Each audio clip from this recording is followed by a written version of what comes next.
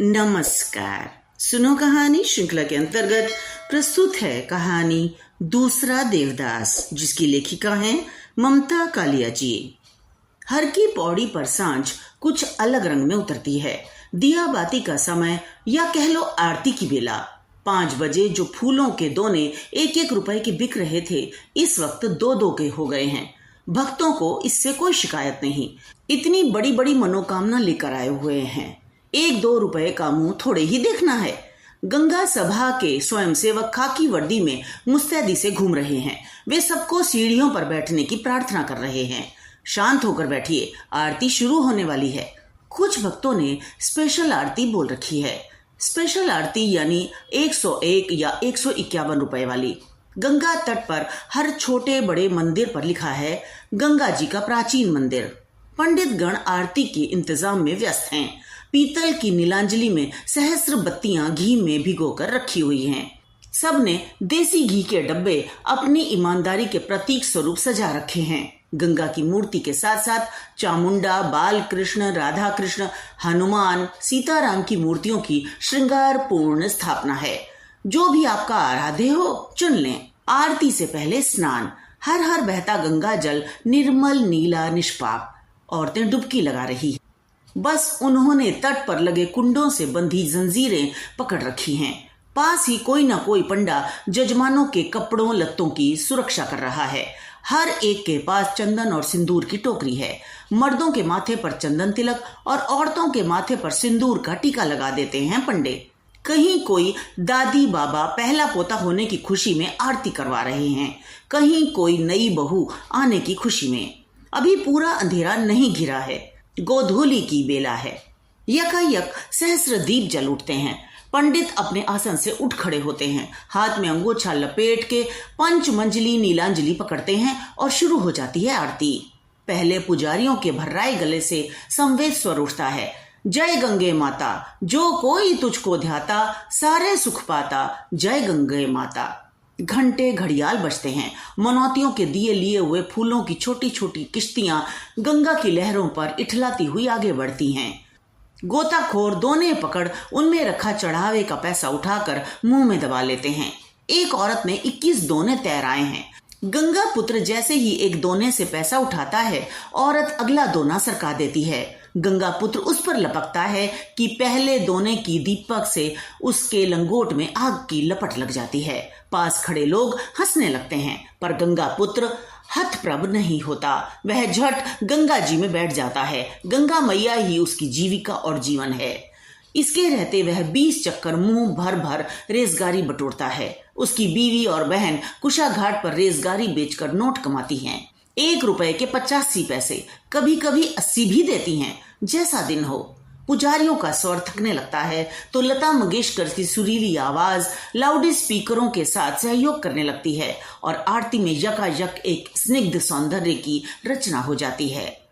ओम जय जगदीश हरे से हर की पौड़ी गुंजायमान हो जाती है। औरतें ज्यादातर नहाकर वस्त्र नहीं बदलती, गीले कपड़ों में ही खड़ी खड़ी आरती में शामिल हो जाती हैं। पीतल की पंचमंजली नीलांजलि गर्म हो उठी है। पुजारी नीलांजलि को गंगा जल से स्पर्श कर हाथ में लिपटे अंगोछे को नामालूम ढंग से गीला कर लेते हैं। दूसरे यह दृश्य देखने पर मालूम होता है वे अपना संबोधन गंगा जी के गर्भ तक पहुंचा रहे हैं। पानी पर सहस्र बाती वाले दीपकों की प्रतिछवियां झिलमिला रही हैं। पूरे वातावरण में अगरू चंदन की दिव्य सुगंध है। आरती के बाद बारी है संकल्प और मंत्रोच्चार की। भक्त आरती लेते हैं, चढ़ावा चढ़ाते हैं। स्पेशल भक्तों से पुजारी ब्राह्मण भोज, दान, मिष्ठान की धनराशि कबूलवाते हैं। आरती के क्षण इतने भव्य और दिव्य रहे हैं कि भक्त हुज्जत नहीं करते, खुशी खुशी दक्षिणा देते हैं। पंडित जी प्रसन्न होकर भगवान के गले से माला उतार उतार कर यजमान के गले में डालते हैं, फिर जी खोल कर देते हैं प्रसाद। इतना कि अपना हिस्सा खाकर भी ढेर सा बच रहता है। बांटने के लिए मुरमुरे, इलायची दाना, केले और पुष्प। खर्चा हुआ, पर भक्तों के चेहरे पर कोई मलाल नहीं। कई खर्च सुखदायी होते हैं। कुछ पंडे अभी भी अपने तख्त पर जमे हैं। देर से आने वाले भक्तों का स्नान ध्यान अभी जारी है। आरती के दोने फिर 1 रुपए में बिकने लगे हैं। गंगा जल आकाश के साथ रंग संभव काफी देर से नहा रहा था। जब घाट पर आया तो मंगल पंडा बोले, का हो जजमान, बड़ी देर लगाए दी, हम तो डर गए थे। संभव हंसा। उसके एक बार खूबसूरत दांत सांवले चेहरे पर फब उठे। उसने लापरवाही से कपड़े पहने और जांघिया निचोड़कर थैले में डाला।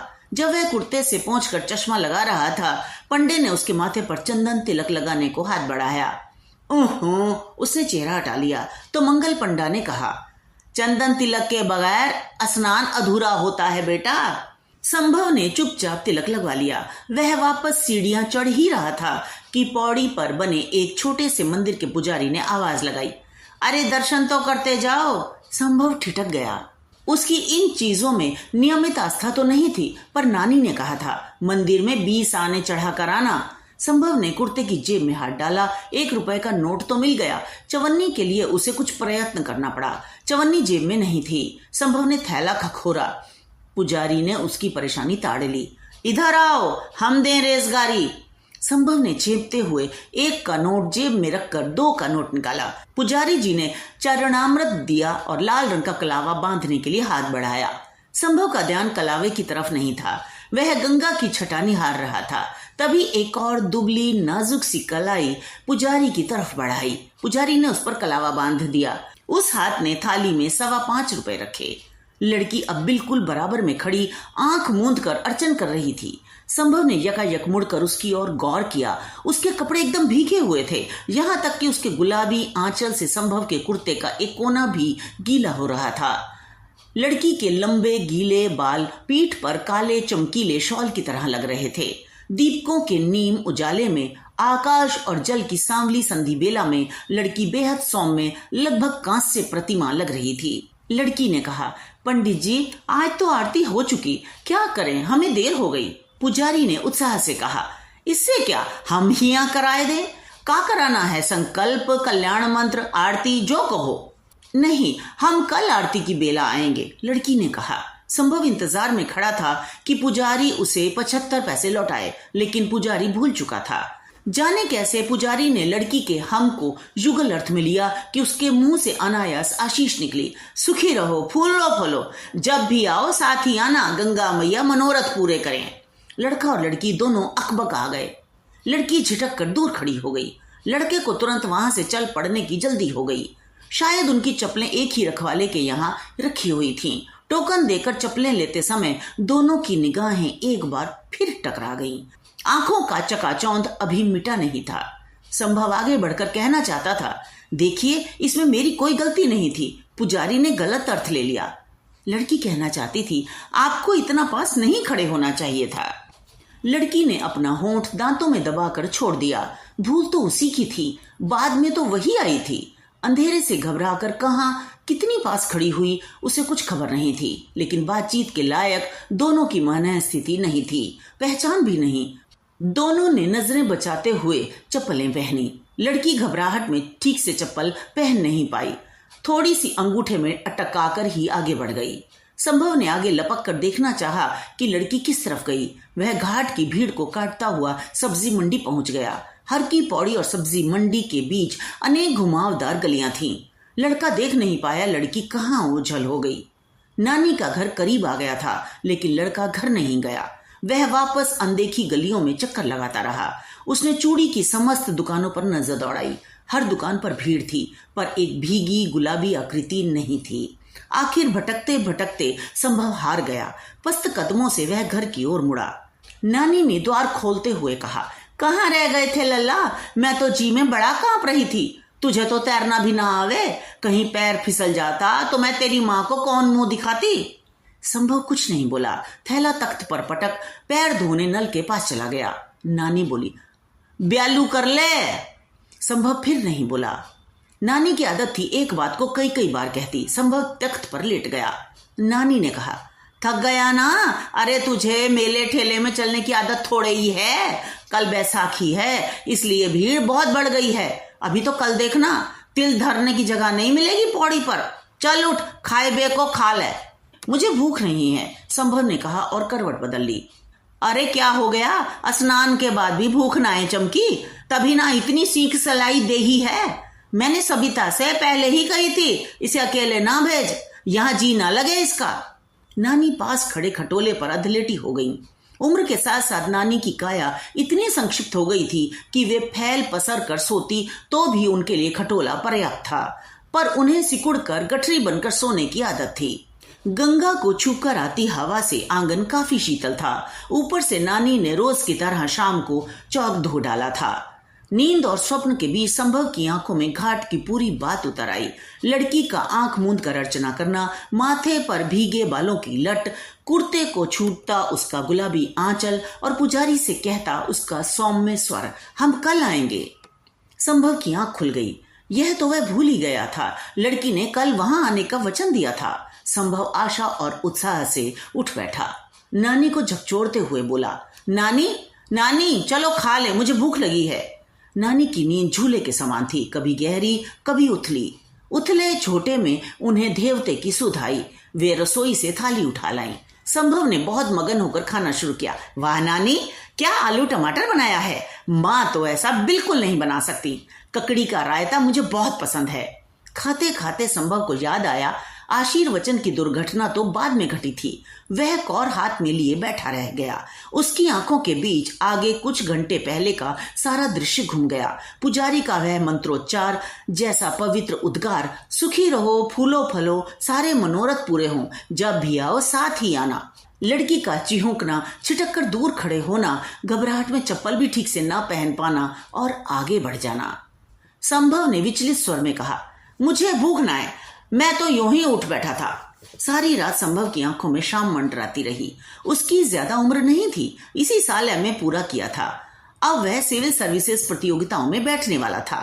माता पिता का ख्याल था वह हरिद्वार जाकर गंगा जी के दर्शन कर ले तो बेखटके सिविल सेवा में चुन लिया जाएगा। लड़का इन टोटकों को नहीं मानता था, पर घूमना और नानी से मिलना उसे पसंद था। अभी तक उसके जीवन में कोई लड़की किसी अहम भूमिका में नहीं आई थी। लड़कियां या तो क्लास में बाईं तरफ की बेंचों पर बैठने वाली एक कतार थी, या फिर ताई चाची की लड़कियां जिनके साथ खेलते खाते वह बड़ा हुआ था। इस तरह बिल्कुल अकेली अनजान जगह पर एक अनाम लड़की का सद्य स्नात दशा में सामने आना, पुजारी का गलत समझना, आशीर्वाद देना, लड़की का घबराना और चल देना, सब मिलाकर एक नई निराली अनुभूति थी, जिसमें उसे कुछ सुख और ज्यादा बेचैनी लग रही थी। उसने मन ही मन तय किया कि कल शाम 5 बजे से ही वह घाट पर जाकर बैठ जाएगा। पौड़ी पर इस तरह बैठेगा कि कल वाले पुजारी के देवालय पर सीधी आंख पड़े। उसने तो लड़की का नाम भी नहीं पूछा। वैसे वह हरिद्वार की नहीं लगती थी। कैसी लगती थी? संभव ने याद करने की कोशिश की। उसे सिर्फ उसकी दुबली पतली काया, गुलाबी साड़ी और भीगी भीगी श्याम सलोनी आंखें दिखीं। उसे अफसोस था वह उसे ठीक से देख भी नहीं पाया, पर यह तय था कि वह उसे हजारों की भीड़ में भी पहचान लेगा। अभी चिड़ियों ने आंगन में लगे अमरूद के पेड़ पर चहचहाना शुरू ही किया था कि नानी ने आवाज दी, लल्ला चलेगा गंगा जी, आज बैसाखी है। संभव को लगा वह रात भर सोया नहीं है। नानी की मौजूदगी में जैसे उसे संकोच हो रहा था। उसने कहा, तुम मेरे भी नाम की डुबकी लगा लेना नानी, मैं तो अभी सोऊंगा। नानी द्वार उड़का कर चली गई तो लड़के ने अपनी कल्पना को निर्द्वंद्व छोड़ दिया। आज जब वह सलोनी उसे दिखेगी तो वह उसके पास जाकर कहेगा, पुजारी जी की नादानी का मुझे बेहद अफसोस है। यकीन मानिए पंडित जी मेरे लिए भी उतने ही अनजान हैं जितने आपके लिए। लड़की कहेगी, कोई बात नहीं। वह पूछेगा, आप दिल्ली से आई हैं? लड़की कहेगी, नहीं, हम तो डैश डैश के हैं। बस उसके हाथ पते की बात लग जाएगी। अगर उसने रुख दिखाया तो वह कहेगा, मेरा नाम संभव है, और आपका? वह क्या कहेगी? उसका नाम क्या होगा? वह बीए में पढ़ रही होगी या एमए में? इन सवालों के जवाब वह अभी ढूंढ भी ना पाया था कि नानी वापस आ गई। ले, तू अभी तक सुपने ले रहा है? वहां लाखन लाख लोग नहान कर लिए। अरे कभी तो बड़ों का कहा कर लो। लड़के की तंद्रा नष्ट हो गई। नानी वाच के बीच सपने 9 तो 11 हो गए। लड़के ने उठते उठते तय किया कि इस वक्त वह घाट तक चला तो जाएगा पर नहाएगा नहीं। हाथ मुंह धोकर प्रार्थना कर लेगा। कुछ देर पौड़ी पर बैठ गंगा की जलराशि निहारेगा। लौटते हुए मथुरा जी की प्राचीन दुकान से गरम जलेबी खरीदेगा और वापस आ जाएगा। उसने कुर्ते की जेब में 20 का नोट डाला और चल दिया। वास्तव में पौड़ी पर आज अद्भुत भीड़ थी। गंगा के घाट से भी चौड़ा मानव रेला दिखाई दे रहा था। भोर की आरती हो चुकी थी, लेकिन भजन जोर शोर से चले जा रहे थे। नारियल, फूल और प्रसाद की घनघोर बिक्री थी। भीड़ लड़के ने दिल्ली में भी देखी थी, बल्कि रोज देखता था। दफ्तर जाती भीड़, खरीद फरोख्त करती भीड़, तमाशा देखती भीड़, सड़क क्रॉस करती भीड़। लेकिन इस भीड़ का अंदाज निराला था। इस भीड़ में एक सूत्रता थी। न यहाँ जाति का महत्व था, न भाषा का महत्व, उद्देश्य का था, और वह सबका समान था, जीवन के प्रति कल्याण की कामना। इस भीड़ में दौड़ नहीं थी, अतिक्रमण नहीं था। और भी अनोखी बात यह थी कि कोई भी स्नानार्थी किसी सैलानी आनंद में डुबकी नहीं लगा रहा था, बल्कि स्नान से ज्यादा समय ध्यान ले रहा था। दूर जलधारा के बीच एक आदमी सूर्य की ओर उन्मुख हाथ जोड़े खड़ा था। उसके चेहरे पर इतना विभोर विनीत भाव था, मानो उसने अपना सारा अहम त्याग दिया है। उसके अंदर स्व से जनित कोई कुंठा शेष नहीं है। वह शुद्ध रूप से चेतन स्वरूप, आत्माराम और निर्मल आनंद है। एक छोटे से लड़के ने लगभग हंसते हुए उसका ध्यान भंग किया। भैया, आप नहीं नहाएंगे? संभव ने गौर किया। जाने कब पौड़ी पर उसके नजदीक यह बच्चा आ बैठा था। उसका भाल चंदन चर्चित था, चेहरे पर चमकीली ताजगी थी। अकेले हो? नहीं, बुआ साथ हैं। कहाँ से आए हो? रोहतक। अब वापस जाओगे? नहीं, बच्चे ने चमकीली आंखों से बताया। अभी तो मनसा देवी जाना है, वो उधर। बच्चा सामने पहाड़ी पर बना एक मंदिर इशारे से दिखाने लगा। यह स्थल संभव को पहले दिन से ही अपनी ओर खींच रहा था, लेकिन नानी ने उसे बरज दिया था। ना लल्ला, मनसा देवी जाना है तो कावै झूला गाड़ी में तो बैठी हो ही ना। रस्सी से चलती है, का पता कब टूट जाए। एक बार टूटी थी, हजारन मरे गिरे थे। जाना है तो चढ़कर जाना, उसका महात्म अलग है। संभव बहुत शारीरिक मेहनत में यकीन नहीं करता था। बरसों से कुर्सी पर बैठ पढ़ते पढ़ते उसे सक्रियता के नाम पर हमेशा किसी दिमागी हरकत का ही ध्यान आता था। उसे यहाँ सुबह सुबह नानी का झाड़ू लगाना, चक्की चलाना, पानी भरना, रात के मांजे बर्तन फिर से धो धो कर लगाना सब कष्ट दे रहा था। वह ऐतराज नहीं कर रहा था तो सिर्फ इसलिए कि महज 4 दिन रुककर वह नानी की दिनचर्या में हस्तक्षेप करने का अधिकारी नहीं बन सकता। संभव ने बच्चे से कहा, अगर गिर गए तो? बच्चा हंसा। इतने बड़े होकर डरते हो भैया? गिरेंगे कैसे? इतने लोग जो चढ़ रहे हैं। शहर के इतिहास के साथ साथ संभव उसका भूगोल भी आत्मसात करना चाहता था। इसलिए थोड़ी देर बाद वह अटकता भटकता उस जगह पहुंच गया जहां से रोपवे शुरू होती थी। रोपवे के नाम में कोई धर्माडंबर नहीं था। उषा ब्रेको सर्विस की खिड़की के आगे लंबा क्यू था। वहीं मनसा देवी पर चढ़ाने वाली चुनरी और प्रसाद की थैलियां बिक रही थी, 5, 7 और 11 रुपए की। कई बच्चे बिंदी, पाउडर और उसके सांचे बेच रहे थे, 3-3 रुपए। उन्होंने अपनी थैली पर कलात्मक बिंदियां बना रखी थी, नमूने की खातिर। उससे पहले संभव ने कभी बिंदी जैसे श्रृंगार प्रसाधन पर ध्यान नहीं दिया था। अब यकायक उसे ये बिंदियां बहुत आकर्षक लगी। मन ही मन उसने एक बिंदी उस अज्ञात यौवना के माथे पर सजा दी। मांग में तारे भर देने जैसे कई गाने उसे आधे अधूरे याद आकर रह गए। उसका नंबर बहुत जल्द आ गया। अब वह दूसरी कतार में था, जहां से केबल कार में बैठना था। सभी काम बड़ी तत्परता से हो रहे थे। जल्द ही वह उस विशाल परिसर में पहुंच गया जहां लाल, पीली, नीली, गुलाबी केबल कार बारी बारी से आकर रुकती, 4 यात्री बैठाती और रवाना हो जाती। केबल कार का द्वार खोलने और बंद करने की चाबी ऑपरेटर के नियंत्रण में थी। संभव एक गुलाबी केबल कार में बैठ गया। कल से उसे गुलाबी के सिवा और कोई रंग सुहा ही नहीं रहा था। उसके सामने की सीट पर एक नवविवाहित दंपत्ति चढ़ावे की बड़ी थैली और एक वृद्ध चढ़ावे की छोटी थैली लिए बैठे थे। संभव को अफसोस हुआ कि वह चढ़ावा खरीद कर नहीं लाया। इस वक्त जहां से केबल कार गुजर रही थी, नीचे कतारबद्ध फूल खिले हुए थे। लगता था रंग बिरंगी वादियों से कोई हिंडोला उड़ा जा रहा है। एक बार चारों ओर के विहंगम दृश्य में मन रम गया तो ना मोटे मोटे फौलाद के खंभे नजर आए और ना भारी केबल वाली रोपवे। पूरा हरिद्वार सामने खुला था। जगह जगह मंदिरों के बुर्ज, गंगा मैया की धवल धार और सड़कों के खूबसूरत घुमाव।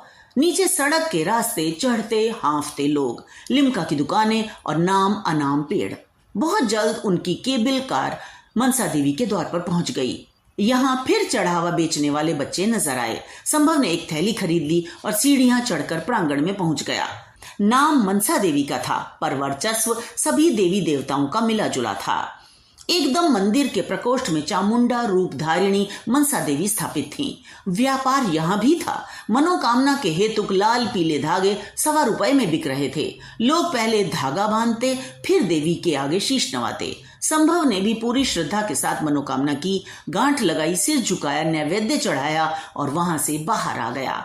आंगन में रुद्राक्ष मालाओं की अनेक गुमटियां थीं, जहां ₹10 से लेकर 3000 तक की मालाओं पर लिखा था असली रुद्राक्ष, नकली साबित करने वाले को ₹500 इनाम। एक तरफ हलवाई गरम जलेबी, पूरी, कचौरी छान रहे थे। मेले का माहौल था। संभव वापस केबल कार की कतार में लग गया। वापसी का रास्ता ढलवा था। कार और भी जल्द नीचे पहुंच रही थी। इस बार संभव के साथ 3 समवयस्क लड़के बैठे हुए थे। वह केबल कार का ढलवां दौड़ देख रहा था कि यकायक 2 आश्चर्य एक साथ घटित हुए। वह बच्चा जो पौड़ी पर उसके करीब आकर बैठ गया था, दूर पीली केबल कार में नजर आया। बच्चे की लाल कमीज उसे अच्छी तरह याद थी, हालांकि इतनी दूर से उसका चेहरा स्पष्ट नजर नहीं आ रहा था। और बच्चे से सटी हुई जो दुबली पतली श्याम सलोनी आकृति बैठी थी, वह थी वही लड़की जो कल शाम के झुटपुटे में हर की पौड़ी पर उससे टकराई थी। संभव बेहद बेचैन हो गया। वह दाएं बाएं झुक झुक कर चिन्हने की कोशिश करने लगा। उसका मन हुआ पंछी की तरह उड़कर पीली केबल कार में पहुंच जाए। बहुत जल्द केबल कार वापस नीचे पहुंच गई। संभव ने आगे आगे जाते बच्चे को लपक कर कंधे से थाम लिया और बोला, कहो दोस्त। बच्चे ने अचकचाकर उसकी ओर देखा। अरे भैया, रुक कर बोला, हमने सोचा जब हमारा दोस्त नहीं डरता तो हो जाए एक ट्रिप। तभी आगे से एक महीन सी आवाज ने कहा, मन्नू घर नहीं चलना है। बालक मन्नू ने कहा, अभी आया बुआ। संभव ने अस्फुट स्वर में पूछा, ये तुम्हारी बुआ है? और क्या, मन्नू ने साश्चर्य जवाब दिया। हमें नहीं मिलवाओगे? हम तो तुम्हारे दोस्त हैं। मन्नू वाकई उसका हाथ खींचता हुआ चल दिया। बुआ बुआ, इनसे मिलो, ये हैं हमारे नए दोस्त। उसने प्रश्नवाचक नजरों से संभव को देखा। अपना नाम खुद बताइए। वह अपना नाम बताता इससे पहले उसी महीन मीठी आवाज ने कहा, ऐसे कैसे दोस्त हैं तुम्हारे? तुम्हें उनका नाम भी नहीं पता? अब संभव ने गौर किया। बिल्कुल वही कंठ, वही उलाहना, वही अंदाज। पुलक से उसका रोम रोम हिल उठा। हे ईश्वर, उसने कब सोचा था मनोकामना का मौन उद्गार इतनी शीघ्र शुभ परिणाम दिखाएगा। लड़की ने आज गुलाबी परिधान नहीं पहना था, पर सफेद साड़ी में लाज से गुलाबी होते हुए उसने मनसा देवी पर एक और चुनरी चढ़ाने का संकल्प लेते हुए सोचा, मनोकामना की गांठ भी अद्भुत अनूठी है, इधर बांधो उधर लग जाती है। पारो बुआ, इनका नाम है। मन्नू ने बुआ का आंचल खींचते हुए कहा। संभव देवदास। संभव ने हंसते हुए वाक्य पूरा किया। उसे भी मनोकामना का पीला लाल धागा और उसमें पड़ी गिठान का मधुर स्मरण हो आया। तो ये तो थी कहानी। मुझे आशा है आपने आनंद लिया होगा। इसे लाइक करें, दोस्तों के साथ जरूर शेयर करें और सब्सक्राइब करना बिल्कुल ना भूलें, ताकि महान साहित्यकारों की ये विरासत यूं ही युगों युगों तक जीवंत रहे। तो मिलते हैं अगली कहानी में। धन्यवाद।